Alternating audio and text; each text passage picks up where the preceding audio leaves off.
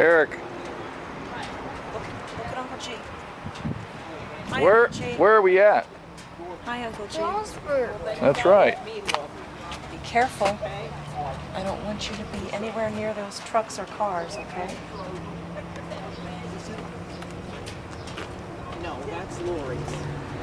Ronnie, watch out.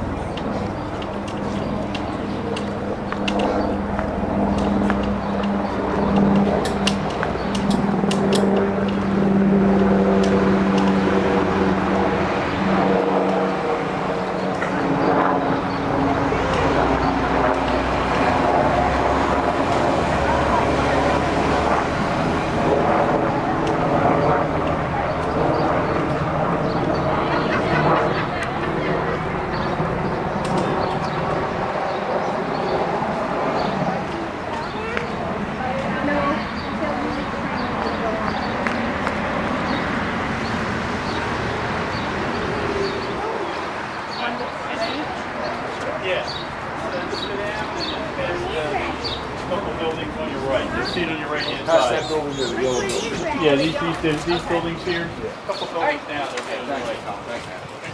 Until the mushroom's ready. Oh, I just want to get the car. We just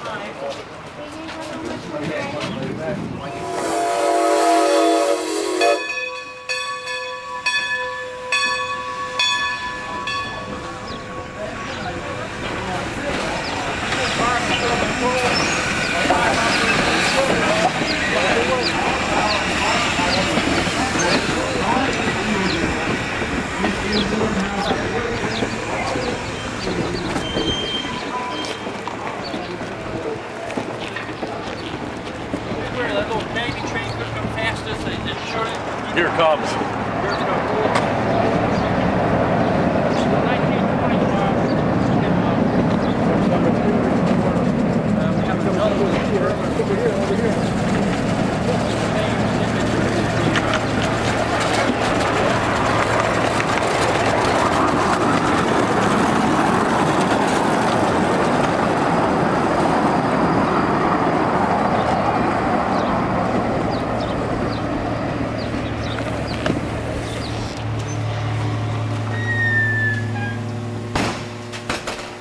Folks, it's your shop tour. What I'd like to do is take you through, point out some highlights.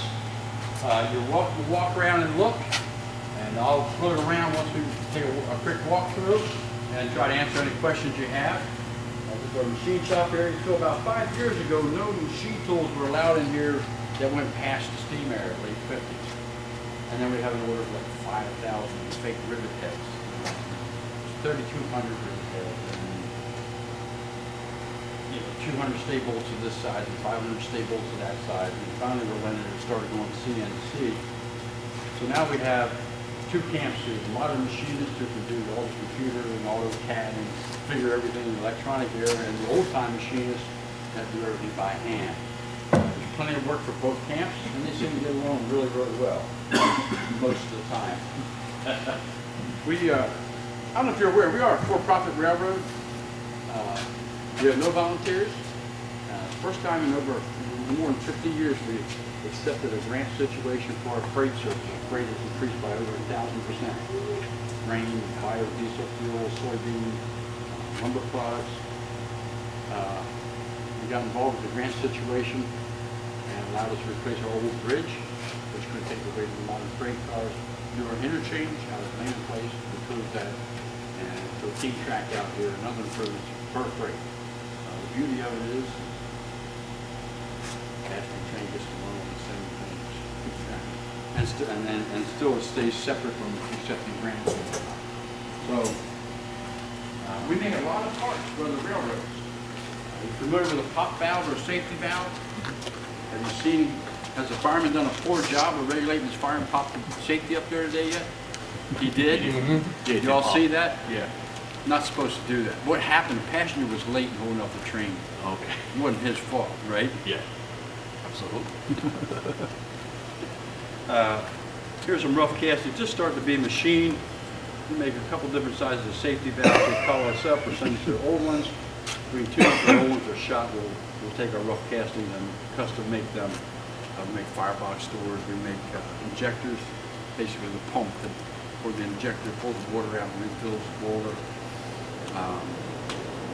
Most of the stoves that you see in the coach, we do use those in the wintertime. We do coal fire and heat the cars. We got the patterns from the Railroad Museum. We made up our own patterns. So we cast to make those stoves. They don't kill one style seat, with all the cast parts and arms. We make those. Sometimes the movie company calls up. They want 6 seats to make a scene like their railroad car. Or a railroad calls up and says, we want a set of seats for a car. And there's numerous other parts, high wear items that aren't available that we make routinely, including stay bolts. Come back through here, there's not a lot, too much chucked up. There's a safety valve piece in there.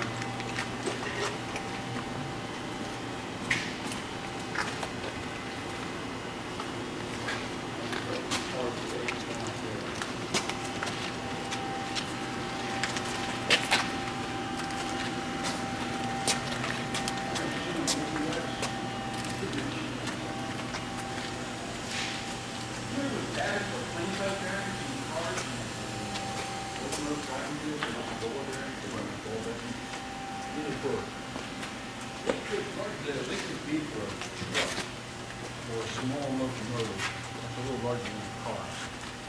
These appear to be tin. Very rarely, once in a while we see pure tin on the bearing surface. Most of the time it's a babbitt, a mix of an alloy and babbitt. We heat that up, pour that here, and mix it, whatever it calls for, and machine it, and then scrape it and fit it. Unless they have somebody on their end, we'll give them the bearing and rough it out, and they'll actually do a final fit on it. Anybody familiar with the saga of, I think it was 844 UP steamboat? What happened? Well, not too much detail, but I just know the answer. I didn't know what happened to it. well, they had a problem where they skidded the wheels. Basically, it seems like the diesel helper didn't shut down and shoved it. And they were grabbing, I guess, everything they could, and they flat spotted the wheels, and they ground them and fixed it to limp it all somewhere out in the Midwest. And to turn them around as quick as possible, they sent half the drivers, 4 drivers, they sent half to Tennessee Valley, I don't know. We got 2 of them here and turned them around in 2 days. In other words, the next piece of equipment here is our wheel lathe.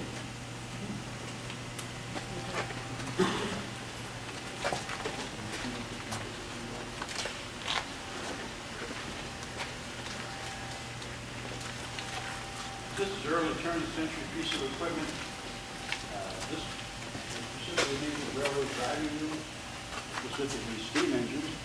You clamp it, we'll put it on the centers and clamp it in here, and you can cut a new profile on it. We take the one cable out, and we have a quarter device we set in here, which means we can reach out anywhere in the quadrant, bore new crank pinhole, resurface existing crank pin, anything off the center we can reach off and then to flip around to the other side. Primarily what it gets used for is turning tires. You can see there's a pair of cast iron wheels here with no tires on them. The tires are steel. There's no flange piece on there. So the wheel is primarily made up of 2 major parts, the cast iron wheel and then the heat shrunk on steel tires, the lip on it, unless you have a blind driver. That profile has to be a specific profile and a specific angle, and once it wears past the point, it becomes condemned. We have enough people here old enough to remember recutting tires. Rubber tires? Yeah. Regrooving them. With steam locomotives, as long as you have enough material in that band, you can keep cutting and cutting the profile and cleaning them up once you get down to minimum spec. The rings you'll see them hanging up on the wall here are like big gas oven burners. We hook up propane and air to them. It's like a circus. All we need are the lines to jump through there. That's what we heat up the steel tire with. You got to catch it the right time, get that tire hot. When it expands, the cast iron gets hot too, it catches up, and then you start over. I work in a car shop. They had me over here helping with that. I'll tell you what, the drivers were big, heavy, and bigger than that. When we were done, I couldn't get this close to that wheel set. I mean, it's just, the cast iron had picked up that much heat. That was just like, I work over there, sometimes I walk through the door, I've been here 10 years, my first year, several times I walk through that door and turn around and walk back there, and say, where did they go? You know? From flanging sheets, you know, the guy in the middle hold we have a sheet back there, it might be gone, I have to see if it's still here, they're working with it, I'll wait on that. Let's say a back head of a large board, it has that rolled edge beneath it. Yeah. They have a McCabe pneumatic bender, they'll bend it rough, but then they have to make a template to support off the floor, and they have to actually manually keep that in place, and they never strike the sheet. So it has to be a man with a pair of full pants on, and he stands there and holds what they call a flattener. And they hit the flattener, big hunk of iron on or steel on a handle, and he'll move along with that, and then two in time will strike that. If we have a big sheet, they might have 8 to a dozen guys, 2 teams striking, one holding the flattener. And they do really well in the morning. By afternoon, they're cussing and swearing, and they're missing, and they're falling down, and they're ready to be done. I've seen video of that online, and I don't know how they know how much pressure to put on it. I mean, it's amazing that they know exactly what they're doing, where to hit it. And on a big sheet, you'll have 2 guys holding torches, big, huge road flags, Yeah, and they'll be up about 10 feet in the air. And they'll be at the ready, as soon as that sheet gets cool, they'll go back out of the way, and there might be 2 teams working. So you have upwards of 2, 3, 6, 7, 8 people working the sheet. It's an astounding thing to see, and it is online. You can see it like on YouTube and all. And I just don't know how they know exactly where to hit it. I mean, I know they've done it Well, before. if they miss enough, they lose their job. Okay. Pushing axles on and off, driving through this primarily, you can use a lot of things. The way it's set up in that hand, that takes in the neighborhood about 150 pounds of force to push him off without that much pushing back on. One thing I forgot to mention, I said we're a for-profit railroad. Our primary income is passengers and folks, the public coming in, and behind that are all the other locomotives we work on for other people. As we look around here, that's number 31, and now 7312. They took back this old number. That is our locomotive being top to bottom over 150 years here. This wrapper sheet is off the Pennsy engine, number 39, Long Island Railroad Society. That is great. It's always about that. The narrow gauge, Bulletin, Frankie belongs to Colorado Railroad Machine. It's the late 1800s narrow gauge. That's been top of that. It hasn't run since 1943. It was damaged. It's been here for several years. That narrow gauge will leave here operational. We get a lot of wheel sets through here. That's so lucky. We're making something up here. Watch your steps here.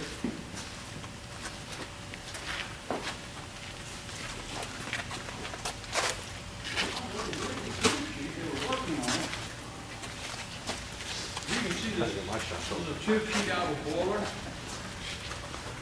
And the front tube sheet, see where all the tubes go, and you see how it was torched out.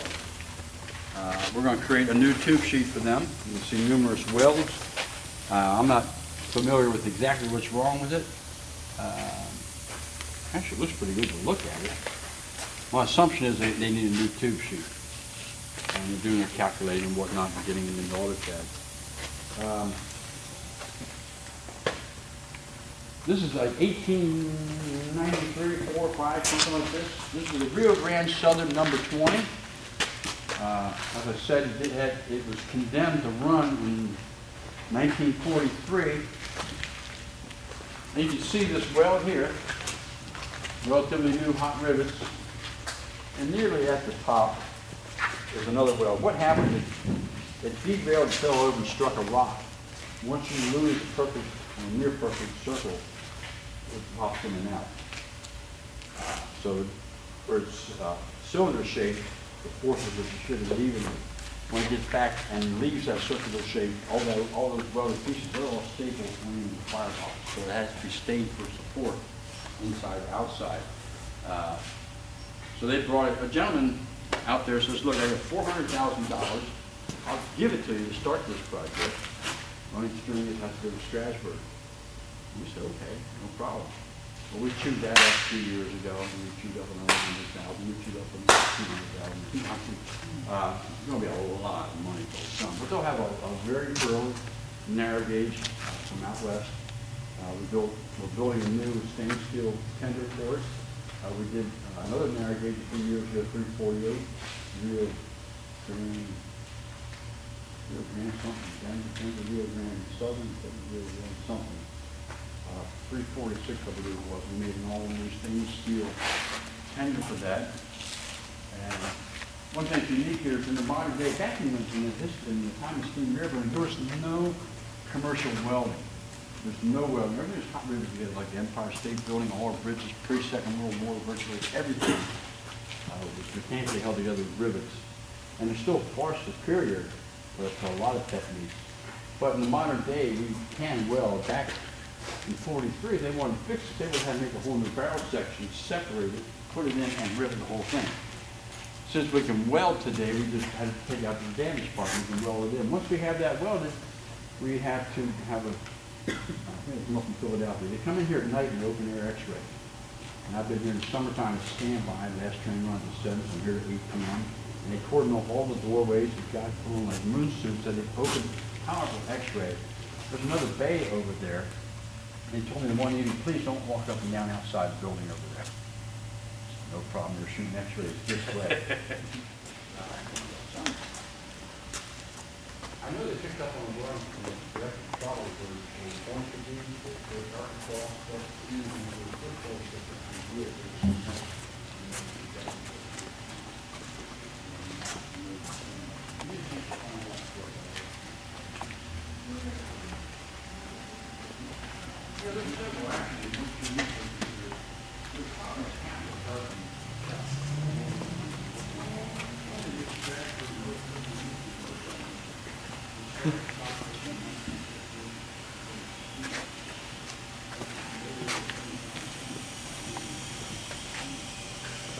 Guess what he's gonna do. No, don't move. Eric, Eric, don't do that. please don't. Eric, come over on this side. Watch your step. There's a big hole here. Eric, please, listen to me. Watch your step. Stand in front of the train. I want you to take a picture. Yeah, turn to your grandpa. Come here, turn to your grandpa so you can get a picture of you with the train.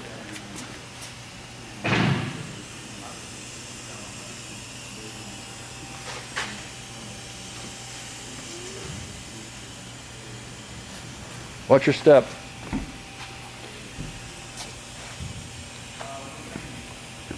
Hey.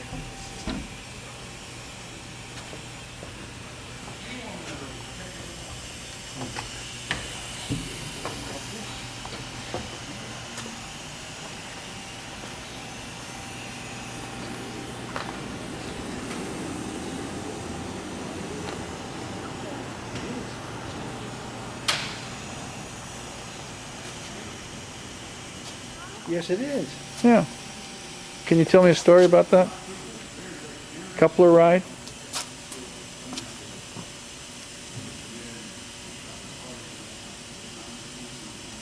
That's the hose connection. That's the hose, right? Air hose.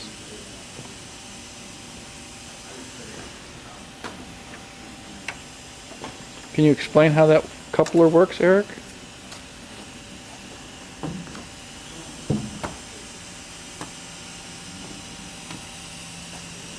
Eric, look at me.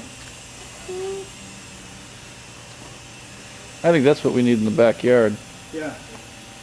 No, don't, not yet. Let's skip the G trains, right? And go right Yeah. to this. This engine is only number 9. It's too hot. You're right with me. Jesus. Are you hot? No, we're all right. Yeah. Huh? Now you're gonna have to wipe your hands because I'm sure they're dirty now. Eric, come here. Let me see your hand. You're dirty. Yeah, let's see. Is this rag clean? Yeah, Can't find a clean spot on it. we'll just wash them when we're out of here. You have But an an iron? engine. What's that? Is all the valves working and all the steam working? And he's got the fire in the fire engine there, compartment. Does the engineer blow the whistle He and does. ring the bell? He does, yes. Well, this is a working Ring the bell. locomotive. Yeah, well, it's like Can I that number ring the 12 bell? what we had up in Yeah. Leaky Park or whatever it was in That's right. Baltimore. Don't touch it, don't touch it, don't touch it, don't touch it, don't touch it, don't touch it, don't touch it.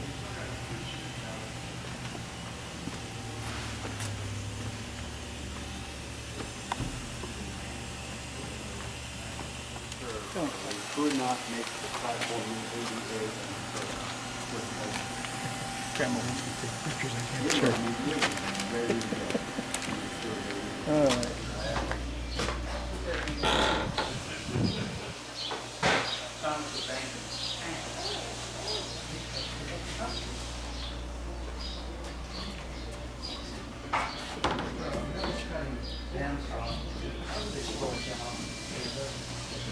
Where's the big one? The bandsaws over there Oh, that's in the have other very shop. you're able to you'll see the toys and down in the toys. Toys. No, the old way they just drop that belt down, take the tension out of it. And same with the drill press. So while it's running, you shift it for your speed. Can't do stationary. This is a wood bandsaw that just runs with one speed. You typically change the blade. No. What we do is pick two buttons. But that one, which one is for metal? They're over near the shop. Yeah, The large yeah, one over yeah. there, that's an upright, has an automatic feed, you can't even jaw, none of that sort of speed that runs through.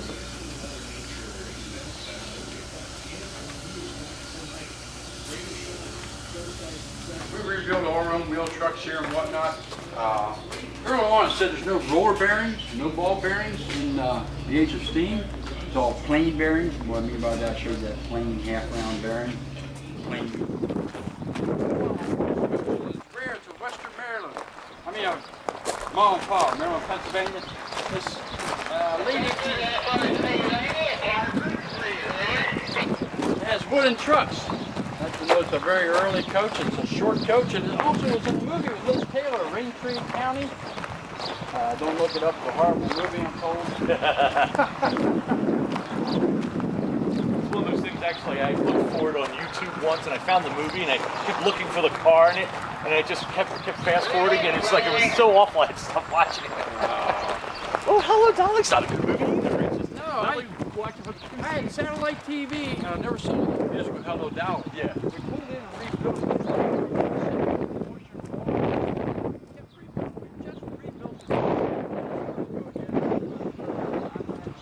So let's go where the pit's not so deep. Okay. Here we have Canadian National 260 1910. Our oldest one, Norfolk and Western, second to the largest one, 1906.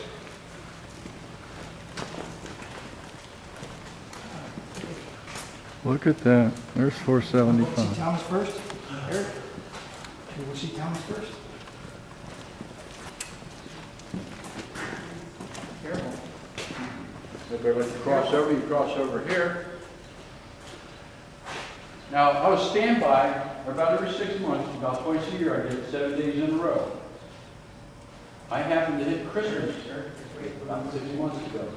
There's 3 coal stoves in here, is how we heat this. There's no antifreeze in steam engines, you can't let them free. So, Christmas morning I came in here, stove to stove. Christmas night I came in here, Christmas Eve I came in here. It was wonderful.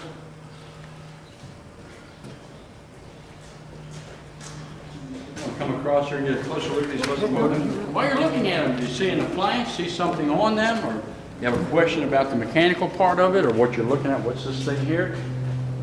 Let me know, I'll try to answer it. Yes.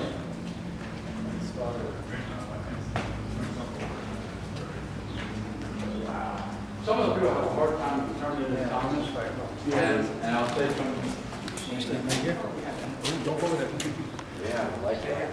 You see that Rutland box road? Very fact. Oh, yeah, like that.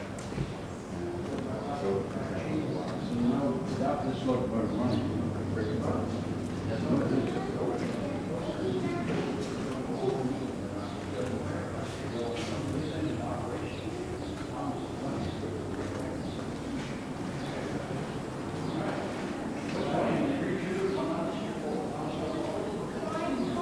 89? This is 89. You can't go up though. Can't go up there, just go part on the stairs. Go step up the first step and look at your Watch it, don't fall back.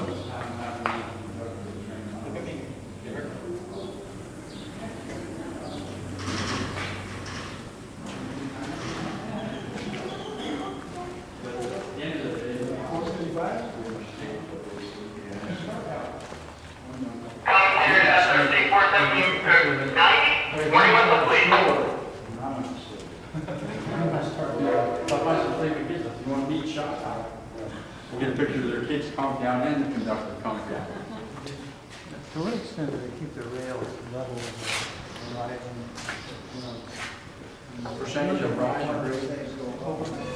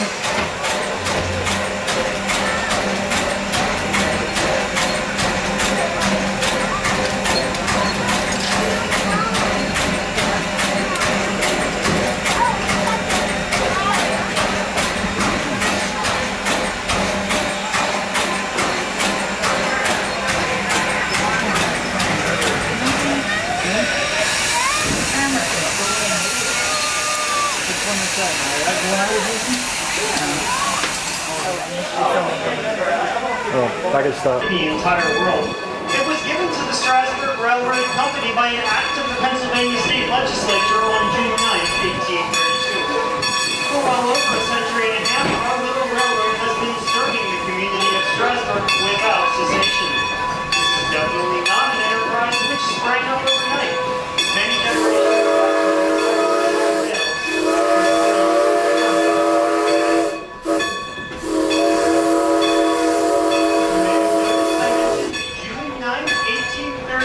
was the founding of our railroad. If my calendar is correct, today is June 9th, 2012. That makes today the 180th birthday of the Strasburg Railroad Company. It's a very special milestone, and we're very happy to have you with us today on this special day.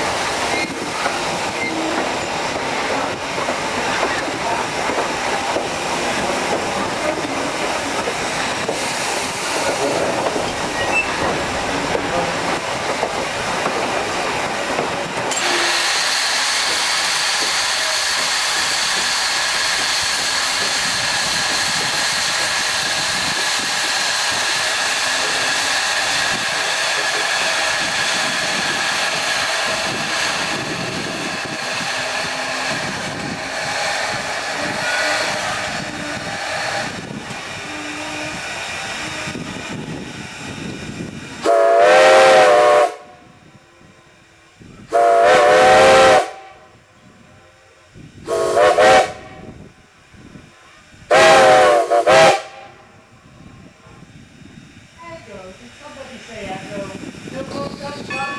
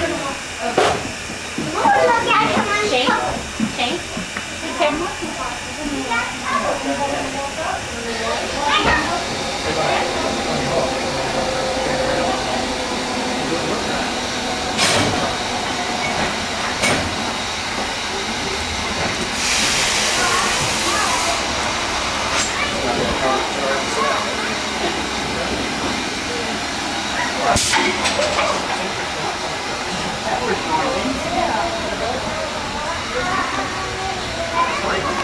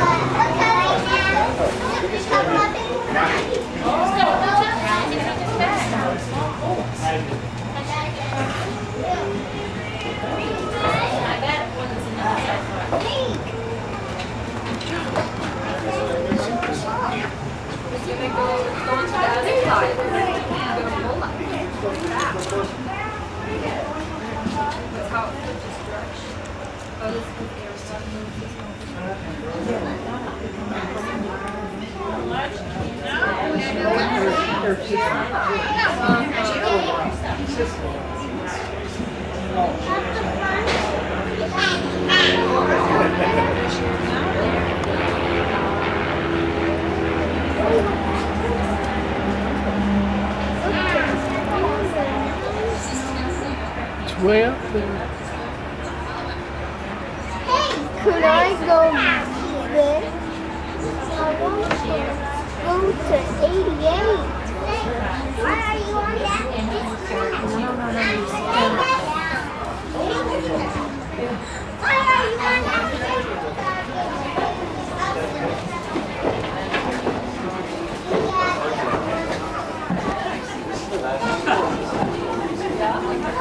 But Mommy,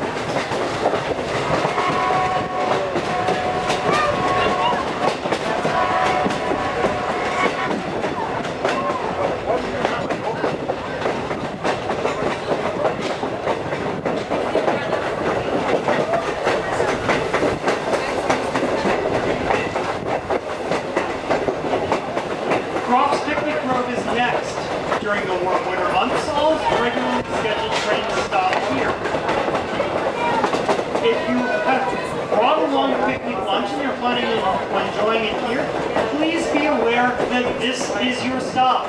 Please look down through the train, find a uniformed trainman, and only open exit.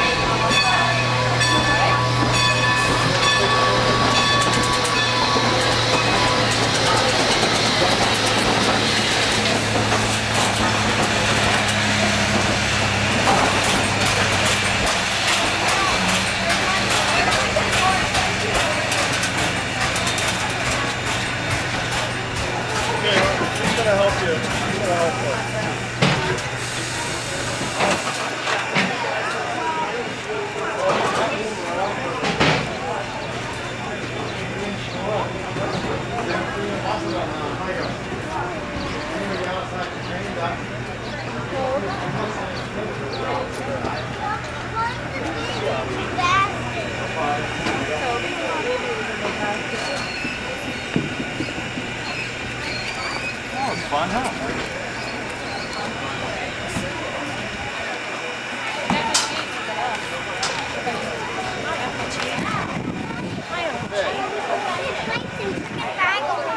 Você vai?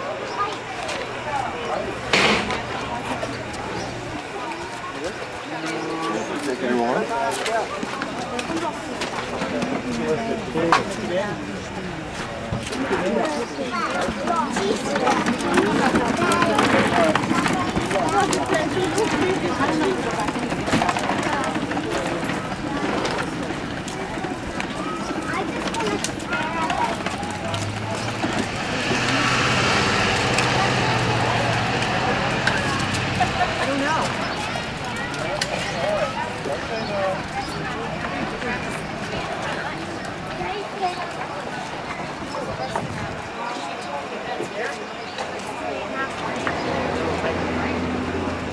But I made it for you. No, I'm one of them too.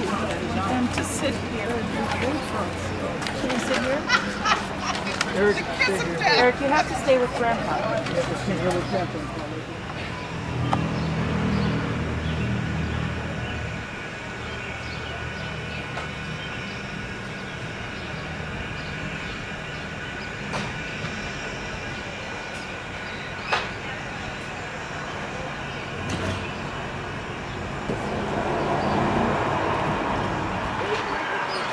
I got knocked out everything.